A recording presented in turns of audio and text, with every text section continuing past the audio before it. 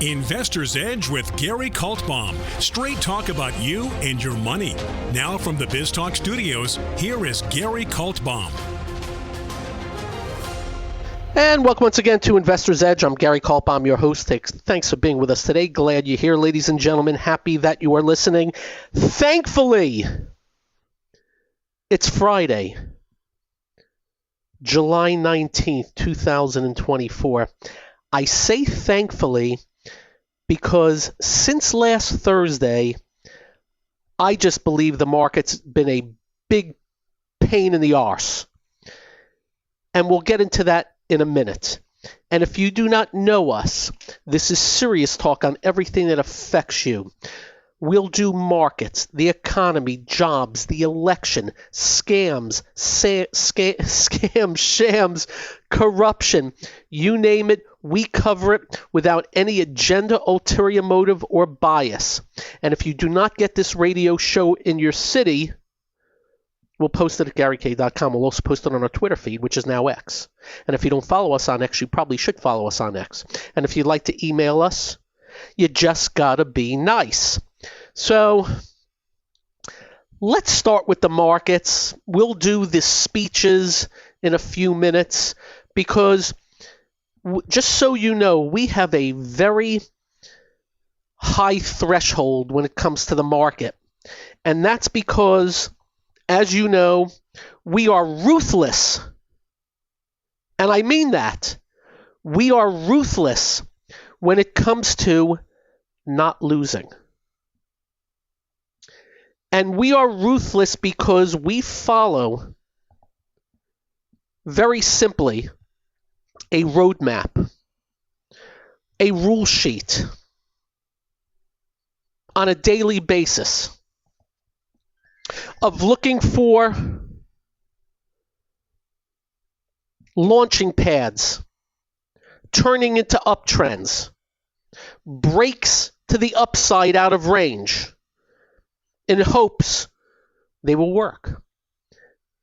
But sometimes they don't. I explained it yesterday.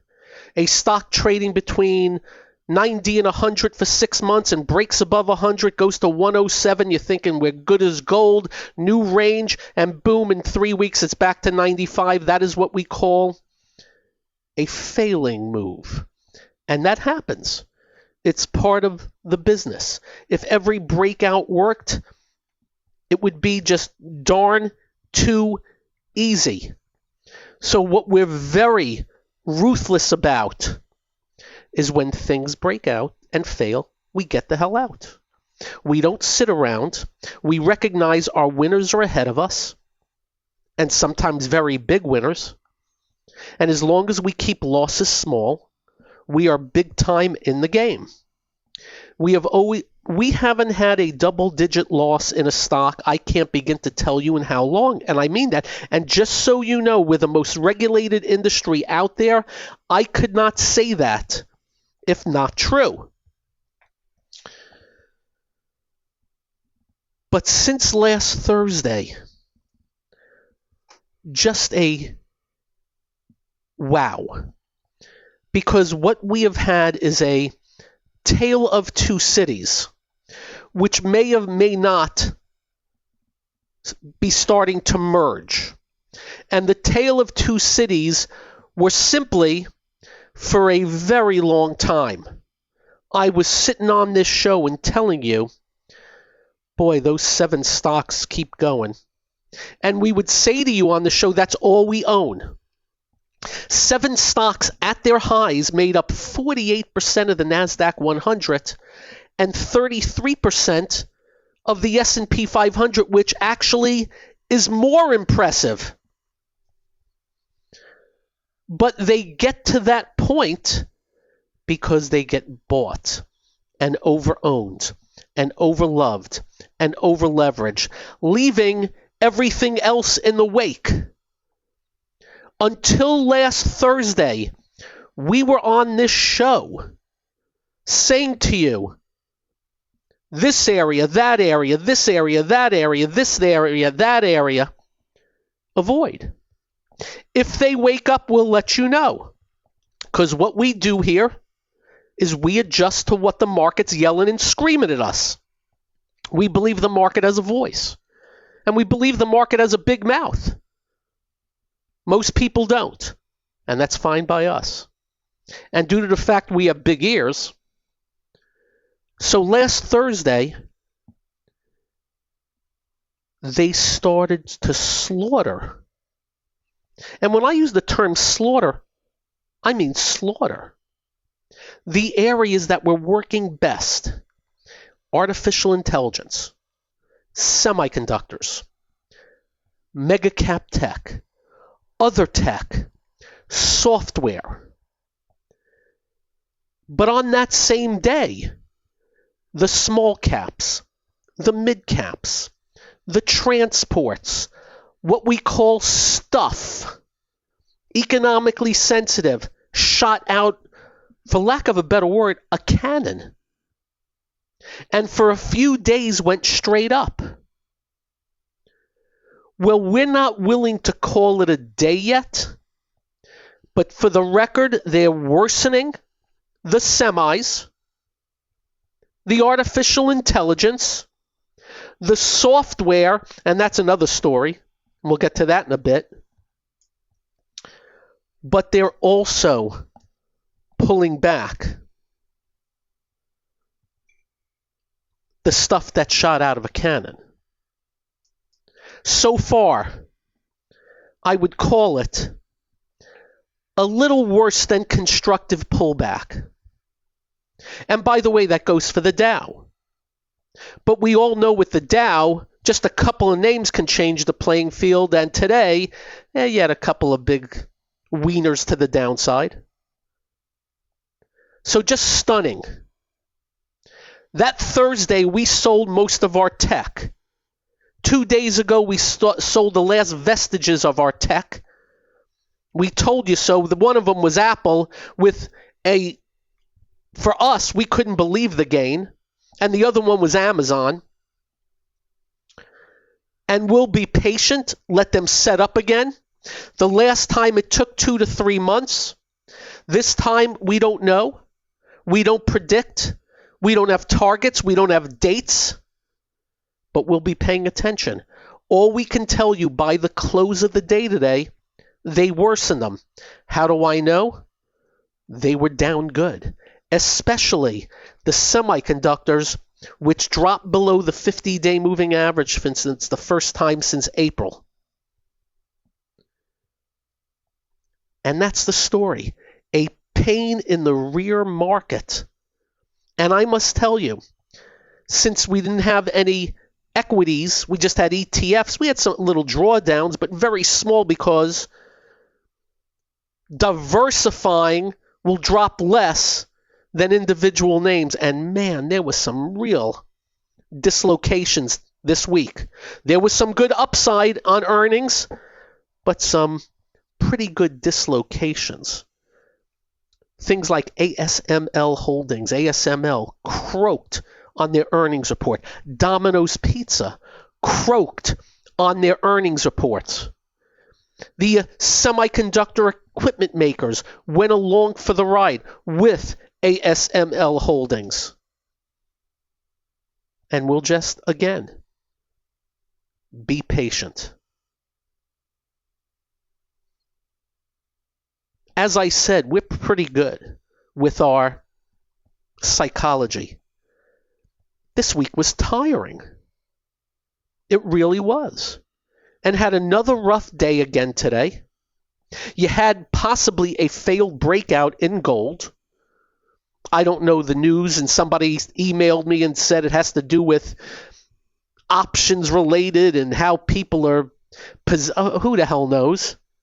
I just know it went above a range and now tucked in. We'll see what next week brings. Though gold miners are acting better. But you know what's coming to the fore? The crypto. Bitcoin got back above the 50-day moving average today after gapping up a few days ago. And we'll see where that goes. So that's a little bit of a general on where the market is and what it's doing. And when I tell you it's a pain in the rear, that means it's a pain in the rear. Especially, man, those are very good moves in the small and mid caps. And they may not be over, but the pullback's a little bit more than I would like. Next week will be another week. And as always, we shall let the market decide. When wrong, be wrong fast and small. When right, try to let them run. But in these markets, how do you let them run? Up next, what else? And last night. This is the one and only Investor's Edge.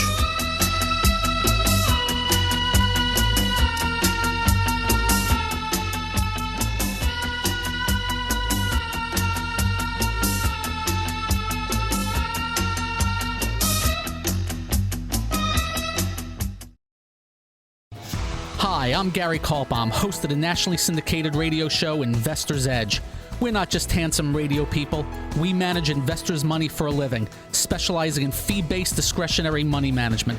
No big commissions, just a fee on the assets that's managed. We also provide a full range of personalized services, including retirement planning, fixed income, and educational needs, all to assist you in achieving your financial goals. Understanding not all individuals have the same needs, we'll carefully evaluate your personal goals to determine a proper investment strategy. If your current approach to investing is not getting you to where you would like to be, call us to make an appointment for a complimentary portfolio review. The number to call is 888-422-5559. That's 888-422-5559. That's 888-422-5559. Investment advisory services offered through Kaltbaum Capital Management. It's time to switch on the integrator units and get the brain cells working. You're listening to Hey, this promises to be fun. Investor's Edge The last bastion of quality programming. with Gary Kaltbaum. It doesn't get better than this. Welcome once again to Investor's Edge. So in case you don't know, I woke up this morning and there was an outage.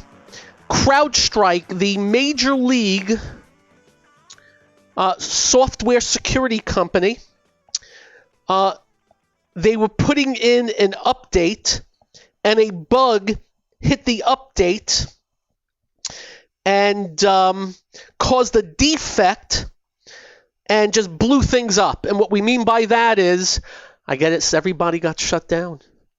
Airlines, banks, brokers, tons of stuff.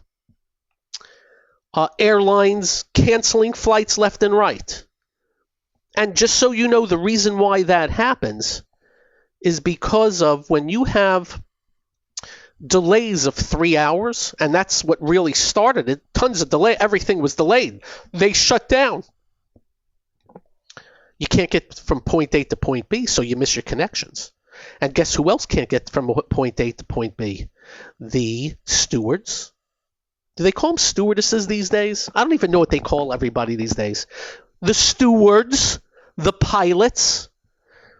So there was a lot of cancellations, a lot of all that. When I got onto my platform this morning, I couldn't get on. So I was worried that I could not do trades today, but got up at 9 o'clock. But throughout the day, it was up and down. And fortunately, I don't have to do much trading today because the market, as we said, is a pain in the arse. The repercussions, CrowdStrike was down $38 today. Due to the fact there is 243 million shares outstanding, you take $38 that I'm about to do, 38 times 243, you got 9-point-something billion loss of market cap.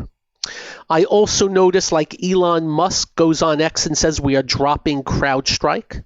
And I noticed Palo Alto Network stock was up today because of that.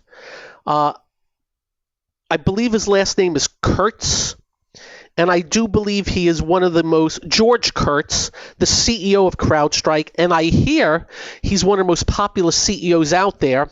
I will hand it to him and give it to him. He went out quickly, saw him on TV, explained himself, and everything possible. And I guess things were working after 2 or 3 hours. But obviously the shareholders paid a price, and there'll be, as usual, a class action lawsuit and all that funky stuff. And boy, oh boy, glad I wasn't flying today. So that was that. Next. So as you know, I've always wanted 2 different candidates for the presidency, but it ended up being binary. But the chalk now is Biden's going to be out. We predicted it months and months ago, and last week we said by August 1st, and then I'm thinking maybe by this weekend, and now everybody's talking that Biden's going to be out this weekend, but then Biden comes out and basically says, go screw yourself. And basically what he was saying was go screw yourself to Pelosi and Obama. Just so you know, Obama, what he does, he doesn't say anything. It gets leaked that Obama would like him out also, and you don't hear Obama saying, no, I didn't say that. That means he wants it out there. A bunch of Congress people, senators, are calling from in public to get out. And Joe Biden came out, and I'm thinking he's, with all this pressure from the Pelosi's and like, he's gone. Well, he puts out something a couple hours ago. I'm going to be back on the campaign, Susan. I'm done with the COVID, and we're going to win all that. Da, da, da, da. And I'm just thinking to myself, and as you know, I think the guy's a fraud. I think he has marketed himself as a moderate, his whole whatever. And soon as he came into power, he makes Bernie Sanders look like Ronald Reagan. That's how left this guy is with everything he does. I must tell you, if he stays in, I've got to applaud him. I've got to compliment him. And this is not a thing on whether he wins or loses, and whether you're a Republican, you'd be happy and Trump wins, or you'd be pissed off as a Democrat if he loses.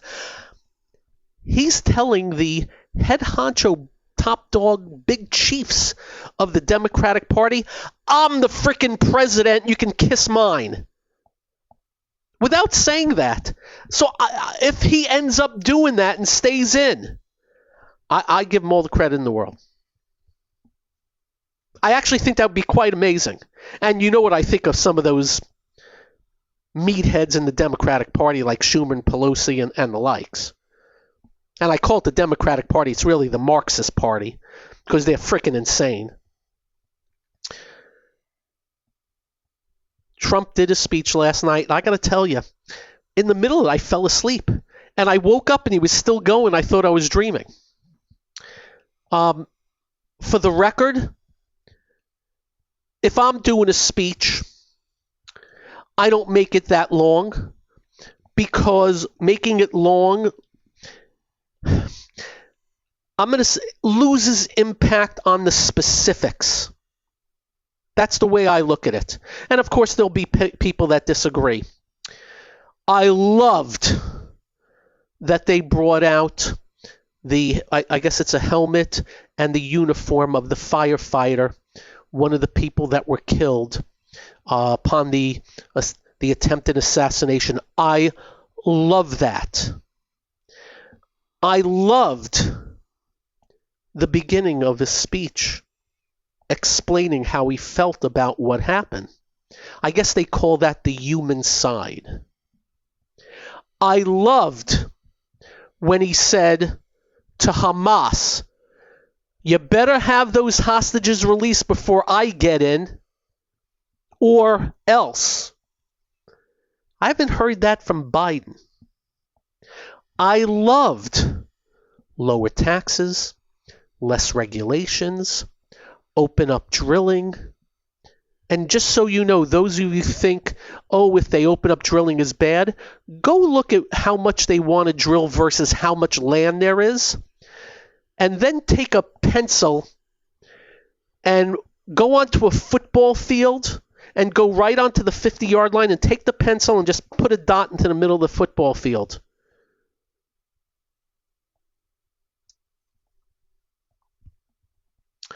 Anyway, I thought a lot of the speech was effective. Just too long. I don't think that's a negative, though. And away we go. I don't love big tariffs. I think they suck. I don't love some of the creeps that were at the Republican convention, like Paul Manafort, a convicted fraudulent piece of crap. Music, up next. We'll put a bow tie on it. Thanks for being here. I'm Gary. This is the one and only Investor's Edge.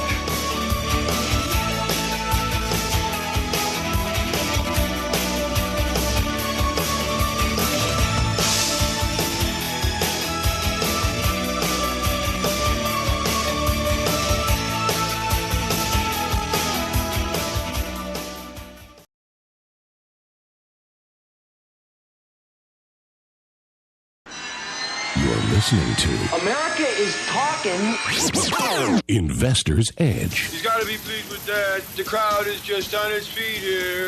He's a Cinderella boy. With Gary Kaltbaum. Comes highly recommended. You're going to feel better if you talk to him. And welcome once again to Investor's Edge. Let me continue with my love and hate. I don't love some of the creeps that were at the Republican convention. Paul Manafort, he's a sleazebag. And there's a few others there, and you know who they are. You also do know, I believe, Trump was railroaded on most of these things. The thing in New York's a joke. And I say a joke in that wouldn't even be investigated if it was a Democrat. And at the best, it was a misdemeanor, and they made it into a felony. But that's just my opinion. And remember, I'm no fan of the guy, but I know railroading when I see it. His first impeachment was a joke. There was no first impeachment. The second one, though, because of January 6th, not so sure I'm against that one. That January 6th crap was not good. So you can see we don't have a bias. We just like right versus wrong. We believe in we the people. That's why we can't stand Biden at all. He'll sit there and tell you, oh, the American people, and we're behind you, and we work for you. It's just a complete bald-faced lie. Rules, regulations, fees, fines, mandates, taxes, giveaways, debt, deficit spending, control, gargantuan increase in the scope, reach, and control of government through all that. That's what he did, and the next thing he's going to try and do is confiscate wealth. And then somehow I ended on Biden's list, and they call me Dan. I don't know how that happened. So I said, I'm going to keep getting it. I want to see what they have to say. So Trump jokingly said last night, I need to buy votes.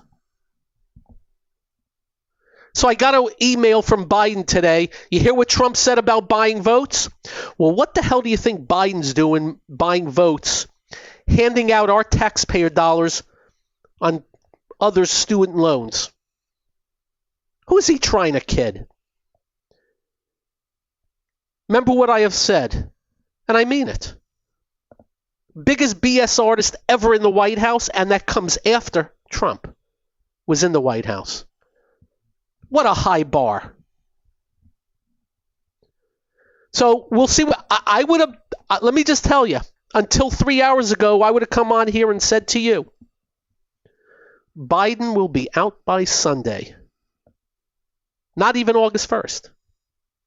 But he put out a note and said, basically, you all go screw yourself. I'm the frickin' president. Get me out. That's basically what he's saying. So we'll see how it plays out. We know what we're going to get with Biden. We don't know what we're going to get with Trump. But we do know we'll get lower taxes and less regulations, which is muy importante to us. Everything else with him is a wild card because there were things he would say on Monday and say the opposite Tuesday. You remember all that. We were highlighting it. If he wins, we will back him 1,000% and wish him well, and we'll try to become an advisor. We'll reach out. We're pretty smart here. A lot smarter than some of his advisors of the last few years, and certainly a lot smarter than any of Biden's advisors. Because it's we the people. And if any of these politicians ever got that right, and ever got to that frickin' point, not so sure I have a lot of hope of that ever happening. Anyway, that's a little bit on the thought process on the speech, where it's going. And I think, again, I will applaud this man if he gives the big you-know-what finger to his own party and the party chieftains. I'll applaud him. What else is going on? Going into the weekend, when you do some scans, go look at the IBIT and the GBTC. Both are Bitcoin, maybe forming a real nice right side of about 5-month trading range to possibly break out of. And I have to tell you, some of the other stocks involved, like Coinbase, COIN, setting up. MicroStrategy, that psychopathic stock, actually broke above at the close today the highs of May and June, and those were very close highs, 1735 and 1740. Finished at 1778, but just know that is one spastic, can't say the words. Know what you're getting into? What else? Netflix. They reported earnings, finished down $9 today. Almost 10. Was down 40 in after hours yesterday. Was up 27 earlier today, 678. Let me see, 45. Excuse me, was up $36 today. Finished down 10. No, thank you. In the Dow, Travelers down 17. Travelers down almost 8%. An insurance company? What the hell? American Express in the Dow. Well, it was worse. It was down at one point about 12, finished down 7. That roughed up. Dow was down 377 today. It didn't help that Honeywell down 3. That was trying to break out. Amgen down. Let me get the numbers right. I take it back. Amgen wasn't down. Microsoft today, because of the outage, was down 3, though was down 7 early. Visa down 3 and change in the Dow. But the big story was American Express. Oh, Caterpillar pulled back, $8. That had come straight up with those stocks in the last week. Those 3 stocks really did the job on the Dow today. During the week, it was like 3 stocks that did the job to the upside. Remember United Health in the Dow. United Health in the Dow, 65 points. That's about 400 Dow points. S&P down almost 40. NASDAQ 144. NASDAQ 100 182. The semiconductor index down another 169. There's people blaming things that Biden and Trump said about semiconductors in China. Okay. Remember one of our main mantras, it's not the news, it's how things react to the news. There have been plenty of times we receive what is considered to be bad news and things go up. We have seen what's considered to be good news and things go down. All we can tell you, whatever reaction to whatever it's reacting to, quite negative at this juncture. The same people that have been bullish are staying bullish, raising their targets as the stocks get sloshed. We'll let the market's opinion be 100% of our thoughts. With no disrespect, 0% to somebody's opinion on what the market should do and where it should be. A simple reason why: the market matters all. Opinions matter not. It's quite simple in our rule book. So tough day today, and just a wicked last 7 days, starting with the Thursday ago. Wicked. Where it goes next week, don't know. I will promise you some stocks will change to the upside, some to the downside, because we got a bazillion earnings reports coming up. It really amps up in the next couple of weeks. And I do believe we have a Fed meeting at the end of July. Yay. And I do believe there is a chance of a Fed cut this go round, because the next Fed meeting would be right before the election. And they tell us they're not political, and I gather they're not going to want to look political. Nevertheless, they're behind anyhow. Nevertheless, 10-year yields at 4.24. They're at 5.25. Up next, and we'll think of something. This is the one only Investor's Edge.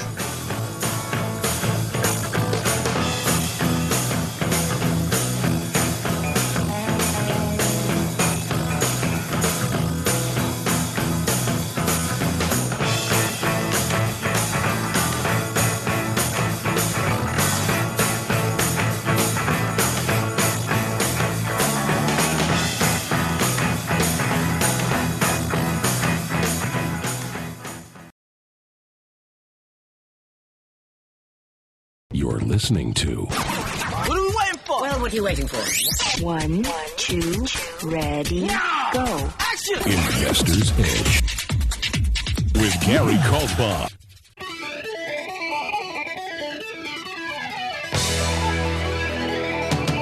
All right. I'm winded. Next week, I'm just going to very quickly, just whatever pops out to me. Earnings. Monday before the open, Truist, the old SunTrust, and Verizon in the Dow. And SAP, the big German software company. After the close, let's see if anything, Nucor, big steel, NXP Semiconductor. Tuesday, before the open, let's see what I got for you. Coke in the Dow, Danaher, Freeport-McMoRan, Copper and Gold, GE Aerospace, General Motors, Genuine Parts, Kimberly-Clark, Lockheed Martin, Moody's, PACCAR, Pulte Homes, Sherwin-Williams, I hear they have nice paint, Spotify, UPS. After the close, you ready? Google. It's now Alphabet. I don't know why they changed names. Canadian National Rail, Capital One, Chubb, Seagate Tech, Tesla, and earnings supposed to be down pretty good. Texas Instruments, Visa in the Dow. Wednesday before the opening, Amphenol, AT&T, Boston Scientific, Checkpoint Software, CME Group, Evercore, Fiserv, Group 1 Auto, KKR, KBR, Old Dominion Freight, Silicon Labs, Taylor Morrison Homes, Thermo Fisher Scientific. What a great name.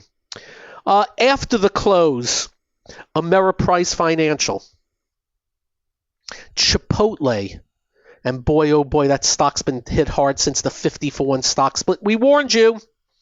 Big stock splits. And what's the reasoning? Well, that means the stock's already had a run. Ford, IBM in the Dow, KLA Tencor, Las Vegas Sands. By the way, the casinos were down this morning because of that outage. Meritage Homes, Molina Health, O'Reilly Automotive, Raymond James, ServiceNow, Teradyne, United Rentals, Waste Management, Whirlpool, Wyndham Hotels. Thursday before the open, American Airlines.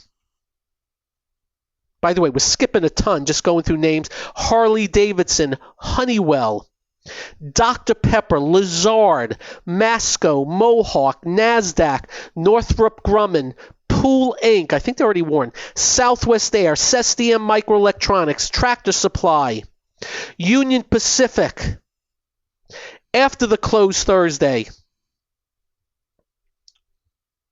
I just mentioning Boston Beer for the sake of mentioning Boston Beer. Decker's Outdoor, Eastman Chemical, Juniper, Lending Tree, LPL Financials. Friday, 3M in the Dow, Colgate, Charter Communications, Franklin Resources, T. Rowe Price. That's enough, right? And by the way, the next week is Apple, Amazon, and a few other of those tidbits. And as you know, we work double hours, and we work a lot of hours now, double hours when it comes to earnings seasons, before and after the market open and close. In the news, this just stuck out, so I printed it out. State Farm Insurance is seeking permission from the California state government to increase insurance rates as much as 50%. Homeowners by 30%, condo policies by 36%, and renters policies by 52%. What the hell is going on with California? And why do they keep electing these same doofuses? Doofuses. I can fix California. You give me 6 months. Get rid of the gas tax, lower the state tax, incentivize business to come there instead of leave. What a concept. But no, castrate the customer, the consumer, and business there until they're face down and getting the hell out of here and going to Texas and Florida. That's what we mean by control freaks, kids. Control freaks. As we head into the weekend, just letting you know. Are you ready? These are the books we recommend in no particular order. Any book by William O'Neill. There's a book, How to Make Money Selling Stocks Short by William O'Neill and our good friend Gil Morales. The Battle for Investment Survival by Gerald Loeb. Reminiscences of a Stock Operator by Edwin LaFay. Market Wizards books by Jack Schwager. I think there's a few of them out there at this point in time. This is just for starters. Nicholas Darvis, How I Made $2 Million in the Stock Market. Favorite books. Liar's Poker by Michael Lewis. No, really. Liar's Poker. The Millionaire Next Door. I forgot the name of the person who wrote the book. Teaches you how millionaires became broke, but people making 50 grand a year became millionaires. Trader Vic by Victor Sperandio. There's two of them, Trader Vic and Trader Vic 2. Winning on Wall Street by Marty Zweig. The Secrets of Profiting in Bull and Bear Markets by Stan Weinstein. And we'll throw in Mark Minervini. Trade Like a Stock Market Wizard. And lastly, any book by John Boyk, B-O-I-K, especially the monster stock books that give you examples of monster stocks. I'm sure I have missed a few, but these are the books. By the way, I've read them all, as well as many others. If you want to know about markets and how they work, from some of the best. Figured it's a good time to go through that. You know why? I'm looking to my left and they're on a shelf. And by the way, I also have the Ripped books by Clarence Bass. He's one of these guys that's just ripped. He wrote a bunch of books throughout the years. He's much older right now. Hey, that all said, I'll be on Fox News tomorrow in between 10 a.m. and noon, probably the 10 a.m. hour. Check that out. We'll be talking whatever's going on in the world. Have a great weekend. Drive carefully. And when you get home, do like we do. Quite simple. Make sure you hug your family. Make sure you hug your children. They will feel better. You will feel better. I promise. I'm going to take a nap. Peace out, all. Thanks for joining. Bye-bye. This has been Investor's Edge with Gary Kaltbaum on BizTalk. To listen to past episodes or to get in contact with Gary, go to GaryK.com. That's GaryK.com.